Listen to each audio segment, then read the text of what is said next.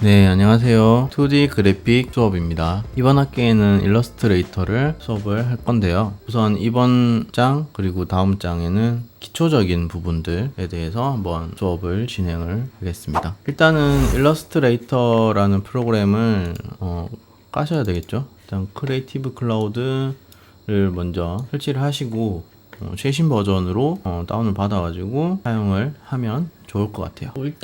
저는 일단 정품을 쓰고 있고요. 정품을 쓰면은 뭐 업데이트라든지 이런 부분들에서 어려움 없이 아주 편하게 사용이 가능하니까 정품을 사용을 하시길 바라고요. 어도비라는 사이트를 한번 들어가 보세요. 이렇게 들어가 보시면 이렇게 판매를 해요. 여기서 구매하기 를 누르시면 되고요. 이 가격이 있는데요. 모든 앱을 사용을 하는데 저희는 학생 및 교사를 탭을 이용을 해서 1년 동안은 23,100원으로 이용이 가능합니다. 그 다음에 일러스트레이터에 대해서 한번 알아보자면요. 일러스트레이션에 대해서 한번 알 수가 있습니다. 저번 학기 때 배웠던 포토샵하고는 벡터 프로그램과 비트맵 프로그램의 차이로 다릅니다. 그러니까 일러스트레이터는 벡터 프로그램으로 그 포토샵하고 차이는 포토샵에서는 사실 보세요. 이렇게 보면 포토샵도 마찬가지로 이렇게 놓고 이렇게 채웠을 때 얘를 확대해 보면은 이렇게 깨지죠. 일러스트레이터 같은 경우에는 이렇게 놓고 이렇게 봤을 때 확대를 해도 보세요. 이렇게 픽셀이 생기지가 않죠. 이게 비트맵하고 벡터의 차이입니다. 그렇기 때문에 이 벡터는 사실 이 캔버스 크기가 그렇게 중요하진 않아요. 네. 요 정도로 기초적인 부분을 알아두면 좋고요. 거기에 따라서 이제 쓰이는 것들이 다르겠죠. 당연히. 포토샵은 특정 사이즈가 고정되어 있는 그런 영역에 많이 쓰고요. 일러스트 같은 경우에는 좀 많이 큰 것들을 필요로 할 때, 아니면 좀 정교한 것들을 필요로 할 때 쓰이게 됩니다. 즉, 뭐 출판이나 뭐 포스터나 뭐 이런 것들 할 때 일러스트를 많이 쓰는 편이고, 현수막이라든지 큰 옥외 간판 뭐 이런 것들에서도 일러스트를 많이 쓰는 편이에요. 단지 일러스트 같은 경우에는 이제 사진을 편집하는 건 아니에요. 그리고 이 그라데이션을 넣는다든지 뭐 이런 부분에서 조금 이게 자연스럽진 않거든요. 그러다 보니까 실사 같은 느낌을 만들기는 좀 어려워요. 사실 부드럽게 푼다든지 블렌딩 자체가 조금 어렵기 때문에 실사적인 어떤 그런 그림들보다는 약간 팝아트적인 거나 캐릭터적인 그림들을 많이 그리게 됩니다. 자, 그러면 일러스트를 처음 시작부터 다시 한번 해보겠습니다. 일단 오늘은 이번 시간에는 짧게 일러스트를 세팅하는 방법들을 한번 알아보겠습니다. 자, 일러스트를 키고요. 네, 맞죠? 그러면 맨 처음에 이런 화면이 나올 겁니다. 네, 익숙하죠? 자, 이런 화면에서 이제 새로운 도큐멘트를 만들어야 되니까, 자, 여기 보시면 이제 홈, 런, 이런 식으로 되어 있는데, 2020cc부터는 클라우드 도큐멘트가 이제 만들어져서, 어도비 계정이 있으신 분들은 클라우드 계정에다가 파일을 저장을 해놓고 뭐 컴퓨터를 이쪽 컴퓨터 저쪽 컴퓨터 옮기더라도 내 계정만 있으면 계정을 통해서 파일을 이렇게 수정할 수 있는 그런 기능이 생겼죠. 자, 오늘 할 거는 크리에이티브 뉴 새로 만들 겁니다. 이걸 눌러 주시고 그러면 이런 식으로 창이 뜨죠. 포토샵에서 배웠던 거와 비슷한 창이 뜹니다. 보시면은 자, 일단 이름 있겠죠. 이름이 있을 거고, 그 다음에 이제 가로 세로가 나오는데 뭐 밀리미터로 하셔도 되고 픽셀로 하셔도 됩니다. 일단 기본으로 지금 세팅되어 있는 값은 A4 용지 사이즈예요. A4 용지 사이즈. 그러면 이제 이쪽 옆에다가 보면은 이제 모바일 기기에 맞는 사이즈가 나오고 웹에 맞는 사이즈가 나오고 이제 뭐 인쇄했을 때 쓰는 사이즈들이 나오죠. 그 다음에 뭐 영상에서 쓰는 사이즈들이 이렇게 나오게 됩니다. 네. 그러면 저는 일단은 처음이니까 그냥 A4 용지 사이즈에 맞춰서 한번 해볼게요. 그 다음에 이제 중요한 게 나오는데요. 포토샵 같은 경우에는 디지털로만 작용하는 경우가 많아요. 그러니까 모니터로만 보는 경우가 되게 많아요. 프린트를 하는 경우도 많지만 물론 크기가 큰 경우고, 어쨌든 일러스트는 사실은 프린트 기반이었었거든요, 맨 처음은. 그래서 CMYK가 기본값으로 설정되어 있을 거예요. 그러니까 뽑을 때, 그러니까 인쇄로 뽑을 때는 CMYK, 그리고 그냥 모니터상으로만 보겠다라고 하면 RGB 컬러로 맞춰주는 게 좋습니다. 일단은 뭐 상관없습니다. 어떤 컬러를 하든지 이번에는 자 CMYK로 해놓고, 자 해상도는 300ppi가 제일 그다음에 뽑았을 때 괜찮아요. 그 다음에 뭐 이런 거는 크게 건들 필요는 없어요. 그래서 이렇게 해놓고 이렇게 크리에이티브를 눌러주면은 네 떠요. 그러면 저랑 좀 다르게 뜨시는 분들도 있을 거라고 생각이 들어요. 이렇게 하다가 좀 꼬이는 경우가 생길 수가 있겠죠. 특히나 초보자 같은 경우에는 이런 것들이 많이 생깁니다. 그럴 때는 반드시 윈도우에서 워크스페이스 그 다음에 리셋을 시켜주면은 초기 상태로 돌아오게 됩니다. 자, 일단은 도구를 어쨌든 지금 디자인이나 그림을 그리든 도구의 설정이 되게 중요해요.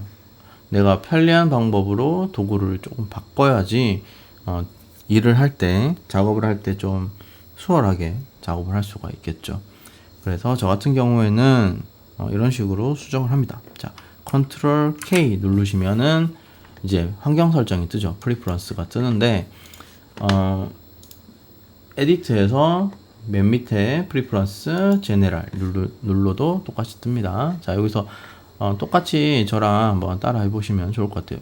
요거 use legacy file new interface라는 걸 체크를 해줍니다. 그리고 요 위에 거 show the home screen when no document are open 이라는 거를 눌러줍니다. 이걸 체크를 해제를 해야 되는데요. 그래야지 맨 처음에 떴을 때 홈 화면이 안 뜨게 됩니다. 그 다음에 이제 요거 스케일, 스트로크 앤 이펙트 이거를 체크를 해줍니다. 이거에 대해서 설명을 할 건데요. 자, 일단 볼게요. 자, 네모를 한번 그려볼게요. 네모를 이렇게. 그리고 속을 좀 채워볼게요. 이렇게 채우고 스트로크 값을 조금 줄 건데요. 여기 옆에 보면은 여기 있죠. 이렇게 스트로크 값을 주면요, 이런 식으로 크게 나오죠. 자, 그런데 이거를 저는 좀 줄이고 싶어요. 예를 들면 이거를 그러면은 이렇게 줄이면 되겠죠. 자, 줄였습니다. 근데 어때요? 이거는 그대로죠. 그러니까 스트로크 값은 그대로죠. 보면 요거 스트로크 12, 요거 스트로크 12 똑같죠. 그러면 만약에 막 크게 작업을 했어. 막 크게 작업을 했는데 작업이 다 끝나고 실제 이제 프린트할 혹은 이제 엑스포트할 용지에다가 이제 넣으면 되거든요. 그러니까 레이아웃을 맞춰서 예를 들면 이렇게 넣었는데 이렇게 넘는 거예요. 그래서 좀 맞추려고 이렇게 줄이면 스트로크는 그대로잖아요. 그러니까 비례가 맞지 않는 거죠. 처음 작업했던 거랑 비례가 맞지 않는다. 그렇기 때문에 저 같은 경우에는 요거를 체크를 합니다. 요걸 체크를 하고 오케이 하면은 어떤 식으로 되냐면 한번 줄여 볼게요. 어때요? 자, 이게 줄인 거예요.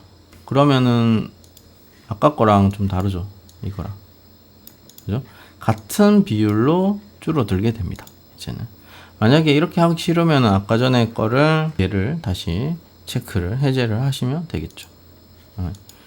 자, 이렇게 인터페이스를 정리를 했는데요. 이 정도면은 도구에 대한 정리가 됐고요. 이제는 하나하나 큰 인터페이스 이것들에 대해서 한번 정리를 한번 해보겠습니다. 제가 방금 요 윈도우에서 컨트롤 박스를 저는 지금 없었거든요. 그래서 컨트롤 박스를 체크를 하니까 요 위쪽에서 약간 뭐 색상이나 스트로크 색깔, 그 다음에 스트로크 어떤 굵기, 이런 옵션 창들이 나타났어요. 그러니까 포토샵에서도 마찬가지로 요 위에 쪽에 옵션 창들이 있었죠.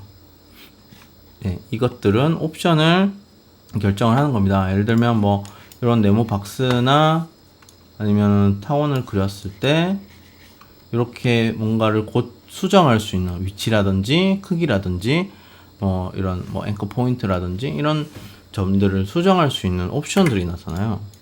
뭐 이런 동그라미와 이 네모를 이렇게 어레인지 할 수 있는, 정렬할 수 있는 도구들도 나타나고요. 여러 가지 옵션들이 이 위쪽에 위치하고 있습니다. 사실은 이제 이런 것들은 요 옆에 보면 프로퍼티라고 해서 여기도 잘 나타나 있어요. 저 같은 경우에는 레이어를 한 여기 아래다가 이렇게 뒀는 편이고요. 아무래도 일러스트 같은 경우는 레이어 개념이 좀 약해요. 포토샵보다는. 네. 하지만 요 라이브러리 같은 경우는 새로 생긴 어떤 기능인데 요건 많이 지금 현재는 쓸 일은 별로 없습니다. 하지만 유용해요, 나름은.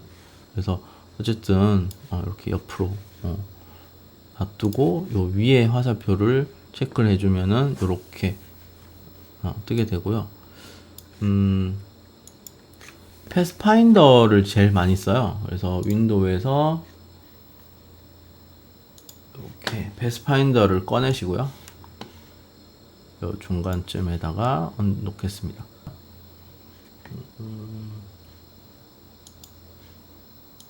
자, 요 어피어런스라는 것들도 조금 사용을 해요. 그래서 이렇게다가 위에다가 이렇게 얹어 놓고요. 이렇게 제일 많이 쓰고요. 여러 가지들로 여러분들이 사용하시다가 좀 많이 쓴다 싶은 것들은 이제 여기다가 놓고요. 웬만하면은 많이 뭐 쓰지 않는 것들은 놔두시면 돼요. 자, 그 다음에 그라디언트, 이것도 많이 쓰네요. 이것도 한번 넣어 놓을게요. 여기다가 한번 넣어 놓을게요. 이런 식으로. 자, 요거는 여기, 이거는 여기. 네. 이렇게 설정을 해 놓으시면은 편하게 쓸 수가 있을 것 같습니다. 네, 이렇게 세팅이 됐고요. 그 다음에는 이쪽 부분에 대해서 설명을 해볼게요. 왼쪽 부분은, 자, 일단은 까만색 이렇게 마우스 표시가 있죠. 이건 까만색이고 아래 거는 흰색이죠. 그 다음에 이거는 펜 툴이고요. 이거는 이제 마우스 포인트, 이거는 이제 선택 영역이에요. 셀렉트 툴이라고 합니다. 네, 다이렉트 셀렉트 툴이라고 합니다. 이것도 셀렉트 툴이고요. 둘이의 차이는 이제 뭐 이런 타원을 하나 그리거나 아니면 뭐 이렇게 펜 툴로 이렇게 그리게 되면은 이런 식으로 포인트들이 생기겠죠. 펜 툴로 그리는 거니까. 그러면 얘 같은 경우에는 이제 셀렉터 툴인데 얘는 단축키는 V고요. 요 V 같은 경우에는 전체를 이렇게 이동하거나 전체를 선택을 할 수가 있습니다. 그러니까 전체를 선택을 하는 거죠. 이렇게 드래그해서 선택을 동시에 할 수도 있고요. 하나만 할 수도 있습니다. 그렇죠? 이렇게 네, 선택할 때 쓰는 거고요. 그 다음에 이제 밑에 있는 하얀색 셀렉트 툴 같은 경우에는 단축키는 A입니다. V, A. 얘 같은 경우에는 이렇게 하나의 포인트를 선택할 수가 있어요. 물론 전체 포인트를 다 선택을 하면 전체도 같이 이렇게 움직일 수가 있습니다. 하지만 하나만 선택을 해서 이 아이만 바꾸고 싶을 때는 이렇게 A를 눌러서 사용을 하겠죠. 네. 자, 이렇게 설명했고요. 얘 같은 경우에는 이제 여기 앵커 포인트 툴이라고 이렇게 보이죠. 이거 같은 경우는 어떻게 쓰냐면 보통은 이제 P로 펜 툴을 이렇게 꺼낼 수가 있습니다. 펜 툴을 꺼낸 다음에 Alt를 눌러주시면 이렇게 꺽쇠가 나타나죠. 아까 전에 봤던 것처럼 이렇게. 그래서 Alt를 눌러서 사용을 많이 하고요. 그리고 Alt를 눌러서 아까 전에 봤던 이런 것들에 대한 포인트에다가 Alt를 누르면 이렇게 재설정이 되죠. 이렇게 꺾는 상태에서 이렇게 놔두면 직각이 되고요. 그 다음에 직각에서 꾹 눌러서 피면은 이 핸들이 이렇게 보이게 됩니다. 네. 기본적으로 양쪽이 똑같이 좁아지고 길어지게끔 이렇게 핸들이 생성이 됩니다. 혹은 뭐 어떤 하나를 직각으로 만들거나 하나를 이렇게 꺼지게 만들거나 할 수가 있어요. 이렇게 하고 두 개가 이제 나왔잖아요. 이 상태에서 내가 원하는 부분은 얘만 살리고 얘는 죽이고 싶다 그럴 때는 이걸 누르면 얘만 살겠죠. 이런 식으로 Alt를 누르고 그렇게 사용을 하는 거예요. 그 다음에 아래 거는 도형 툴입니다. 네. 사각형, 동그라미, 다각형, 뭐 여러 가지 모양, 이렇게 라인 이런 식으로 뜨겠죠.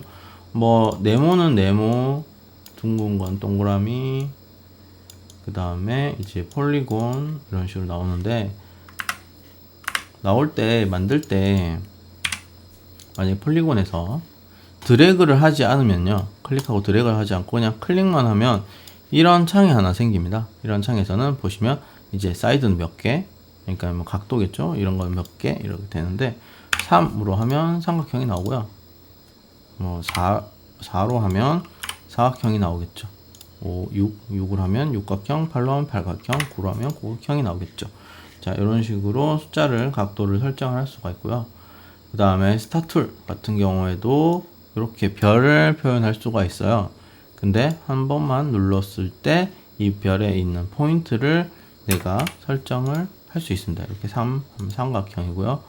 4 하면은 이렇게 사각형인데 약간 4개의 각만 생겼죠. 4개의 각이 들어간다 가 되고요. 6 하면 6개가 각이 들어가게 되겠죠. 이런 식으로 변경할 수가 있고요.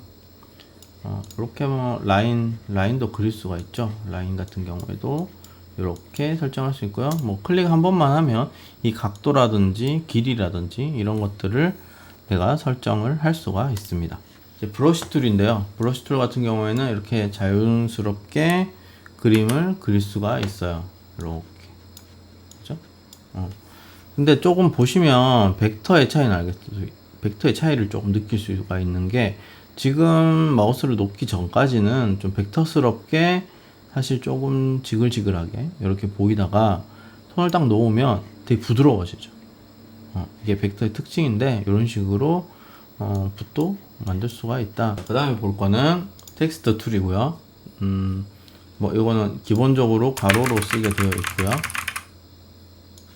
크기는 요 위에서 키울 수가 있죠. 요 위쪽에다 보면은 이제 포인트 이렇게 선택할 수 있고, 뭐 볼드로 할지 레귤러로 할지, 특히나 이제 쪽에다가 보면은 많이 글꼴 같은 것들이 많이 볼 수가 있습니다. 그렇게 쓸 수가 있죠.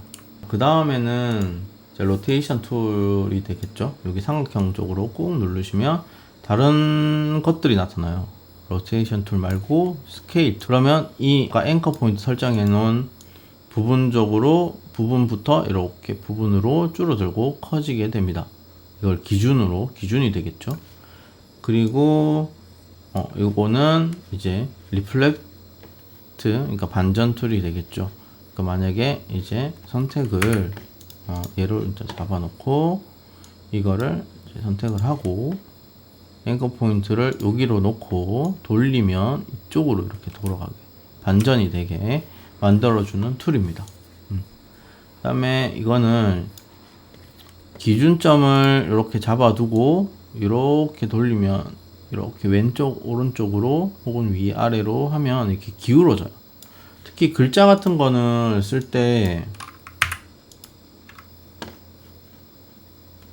얘를 조금 기울이고 싶으면 이제 요걸 여기다가 앵커 놓고 이렇게 돌리면 기울어지죠. 글자 같은 경우는. 네. 이렇게 기울일 때 쓰는 툴이고요. 얘는 지우개 툴입니다. 그냥 지우개 툴 같은 경우에는 뭐 선택을 한 부분을 좀 지우거나 뭐 그러고 싶을 때 이렇게 부분적으로 지우게 되겠죠. 네. 그러면은 이 라인들이 지금 딱딱 끊어지는 게 보이실 거예요. 그죠? 네.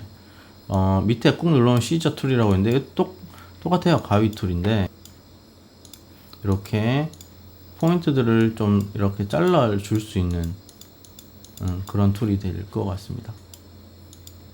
이렇게 자를 수가 있겠죠. 이렇게 포인트들을 잘라서 얘를 이렇게 떨어뜨릴 수가 있죠. 네, 자, 그러고 일단은 그라데이션 툴은 내가 사각형을 만들었을 때 그라데이션 툴을 누르고 하면 그라데이션이 나타나요.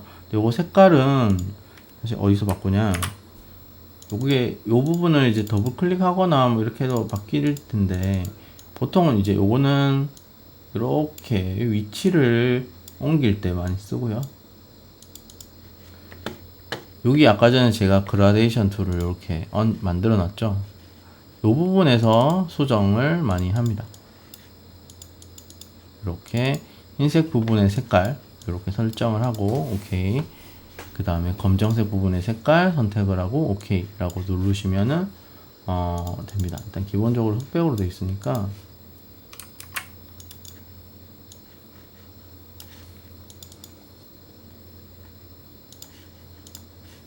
이렇게 선택을 하셔서 컬러로 바꾸시면은 됩니다. 컬러들을 내가 원하는 색상으로 이렇게 바꾸셔도 되고요. 여기는 이제 기본 큰 값들 이렇게 위치 값들을 조정할 수가 있습니다. 이렇게 그라데이션까지 봤고요. 나머지들은 사실 요거 같은 경우에 스포이드 같은 경우에는 이제 내가 원하는 색상을 찝는 경우에요.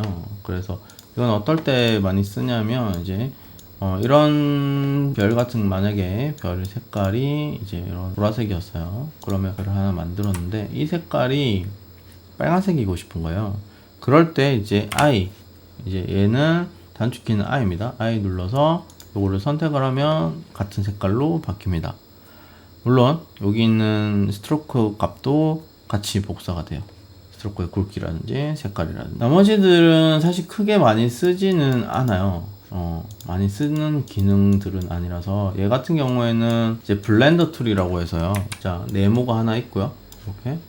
그 다음에 동그라미가 이쪽에 있습니다. 그럴 때 만약에 블렌더 툴을 하면 얘를 선택을 하고 얘를 선택을 하면 이렇게 자연스럽게 모션이 바뀌는 느낌으로 중간값이 나옵니다. 자, 이게 블렌더 툴이라고 합니다. 이 아이 같은 경우에는 그림을 다 그리고 난 뒤에 어떤 강약, 스트로크의 강약을 줄 때 이거를 사용을 해서 스트로크의 강약을 주겠죠. 얘 같은 경우에는 어떤 거냐면 이제 포토샵에도 새로 생긴 기능이긴 한데 원래부터는 일러스트에 있었어요. 포토샵보다는. 어떤 거냐면은, 자, 이게 큰 전체예요. 그러니까 일러스트 같은 경우에는 제가 아까도 얘기했지만 비트맵이 아니고 벡터기 때문에 사실 이 내가 그리는 그림이 크기가 별로 중요하지 않아요. 그래서 언제든지 설정을 바꿔줄 수가 있거든요. 그래서 보통은 지금 얘가 지금 보면은 완전 연한 회색이 있고 진한 회색이 있고 하얀색이 있잖아요. 이 흰색은 이제 포토샵으로 얘기하면은 캔버스예요. 캔버스. 일러스트에는 에어보드가 되겠죠. 에어보드. 그래서 이 회색이 사실은 캔버스가 되는 거예요. 자, 헷갈리지 않게 이런 쪽에서는 작업이 가능해요. 하지만 이걸 넘어가면은 작업이 불가능합니다. 여기서는. 그래서 이 캔버스 안에서는 얼마든지 작업이 가능하고요. 하지만 이거는 출력이 안 됩니다. 그러니까 이 진한 회색 영역은 출력의 영역이 아니에요. 출력의 영역은 이 흰색 작은 부분의 영역이 되겠죠. 네. 그러면 지금은 가운데 있잖아요. 얘가. 그리고 하나잖아요. 근데 이 툴을 쓰면요, 이렇게 옮길 수 있는 모양이 나타나죠. 그죠? 이거는 줄일 수도 있고 늘릴 수도 있는, 포토샵에서도 배웠듯이 모양이 나타나죠. 그죠? 이게 종이를 줄이고 늘리고 할 수가 있습니다. 그리고 요거를 더블 클릭을 하면 여기서 에어보드의 사이즈를 다시 재설정할 수가 있습니다. 그죠? 이렇게 해서 오케이. 그래서 나중에 맨 마지막에 출력하는 사이즈로 바꿀 수가 있는 거죠. 물론 포토샵도 가능하지만 그렇게 됐을 때는 그 출력물에 맞게끔 다른 것들도 다 줄여줘야 되고 혹은 늘려줘야 돼서 거기에 따라서 약간 픽셀의 손실을 입을 수밖에 없지만 벡터는 그렇지가 않습니다. 그래서 장점이죠, 그런 부분은. 그리고 얘는 복제가 가능해요. 그러니까 Alt를 누르면 이렇게 선택한 상태에서 Alt를 누르면 이렇게 삼각형이 두 개가 생기죠. 마우스 포인트가 요 상태에서 이렇게 옮기면 이렇게 복제가 돼요. 이렇게. 자, 이렇게 보시면 마지막 요 맨 밑에 거는 이제 뭐 확대 축소하는 거고, 이제 요거는 핸들이라고 하죠. 근데 요거는 많이 쓰지 않았어. 왜냐하면 자, 화면을 보면 일단 V 상태가 이제 선택할 수 있는 상태가 되겠죠. 자, 요 캔버스를 가지고 가서 캔버스를 에어보드를 좀 확대를 시켜 볼게요. 자, 요 상태가 되는데 요 상태에서 일단은 뭐 이 페이지 정도를 이렇게 왼쪽으로 옮기고 오른쪽으로 옮기고 싶다. 그럴 때는 이제 스페이스를 눌러요. 스페이스를 누르면 이 마우스 포인트가 보시면 마우스 포인트가 손바닥으로 바뀌는 게 보이죠. 네, 이 상태일 때 이렇게 왼쪽 오른쪽으로 위아래로 옮길 수가 있습니다. 그렇죠? 그 다음에 자, 얘를 확대를 하고 싶다. 얘를 이제 그러니까 이거를 크기를 키우고 싶다가 아니라 그냥 이 화면을 좀 확대를 하고 싶다. 인 경우에는 이제 Alt를 누르고 마우스 휠을 위아래로 움직이면 확대가 가능합니다. 자, 여기까지 전체적으로 설명을 해 드렸고요. 다음에는 조금 하나를 가지고 연습하면서 오늘 배웠던 거를 조금 더 복습을 해 보겠습니다.